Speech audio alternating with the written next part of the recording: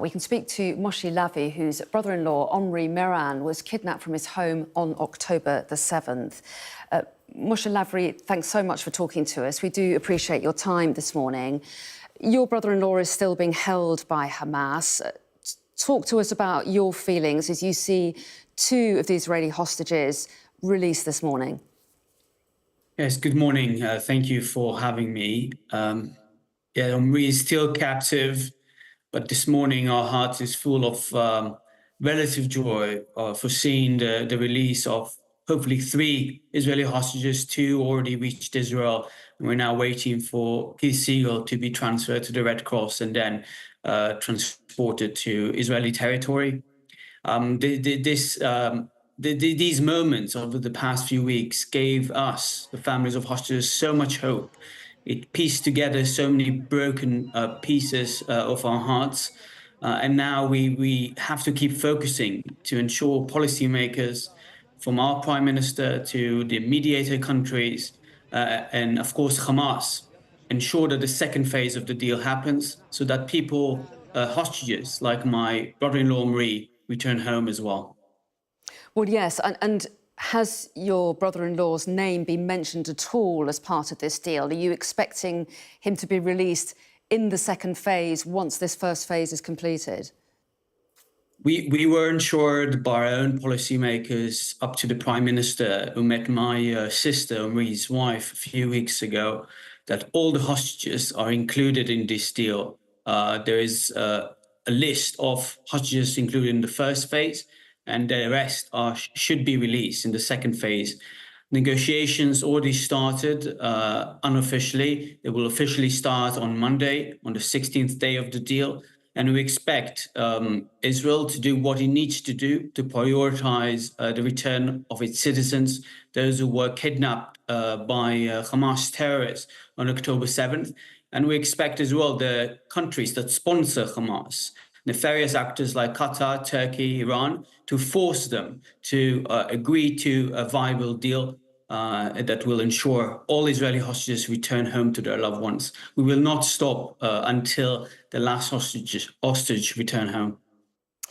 As I understand it, your brother-in-law was featured in a video produced by Hamas last year alongside Keith Siegel, who is due to be released this morning.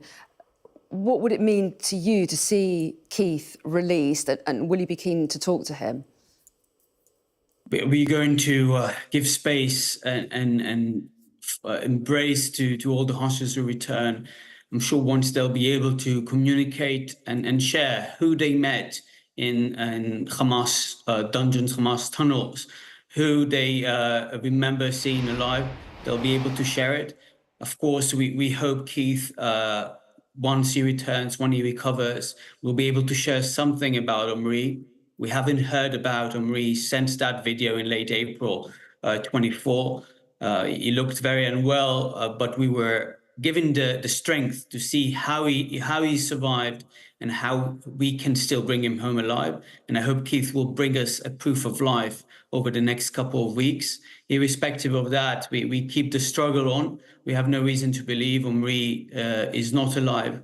And we have to keep believing in that and give the power to my sister, who does so much, inspires me and the rest of the family in the advocacy work she does. How is she doing? You know, it's a difficult question to answer. She and the girls, their daughters, Roni and Alma, are survivors of October 7th. They were held captive in their own home for hours by Hamas terrorists, abused. And yet, since October 8th, the day after the attack, she got up and said, I have to do something in order to ensure my husband returns home to his daughters. And ever since, she's been relentlessly advocating, meeting policymakers. One of the leaders of the Hostage Families Forum travels internationally as well to pressure the international community, and gives us, again, the strength to keep going so that we can help her as a shield in our advocacy work, whether here in Israel or abroad.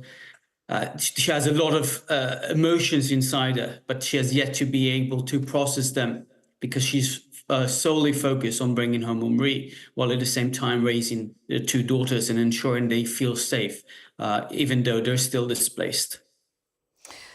This is the first phase of this deal. It involves the release of hostages, a total of 33, over 6 weeks. How hopeful are you that the other phases will play out as planned? And what do you think they'll mean for the future? First, I hope that the first phase, the dynamic, will also ensure that all the foreign citizens who were kidnapped by Hamas and their accomplices will be released, in addition to the 33 Israeli citizens. We already saw 5 Thai citizens released a few days ago, and that gave me so much joy because they've endured so much pain and torture. I'm trying to be realistic. I know that there are so many roadblocks that might prevent the second phase from being implemented. Hamas is not a good faith partner to any agreement. This is a hostage deal. This is not a peace deal or a truce ceasefire, long-lasting ceasefire deal. And so I think there will be moments that we've seen already that they'll be violating the agreement. We're probably going to see moments that there are pressure from other actors, including here in Israel, who reject the notion of having a second phase, of concluding this deal successfully for the sake of both Israelis and Gazans, for their safety and their security.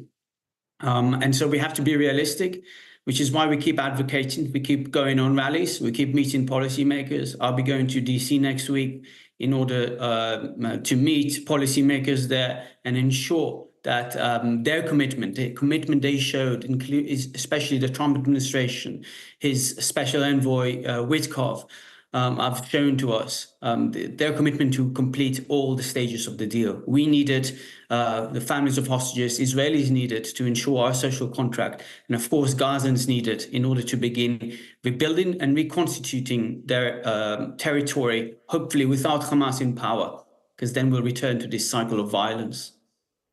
Well, Moshe Lavi, thank you so much for spending time talking to us this morning. We really appreciate it. Thank you very much indeed.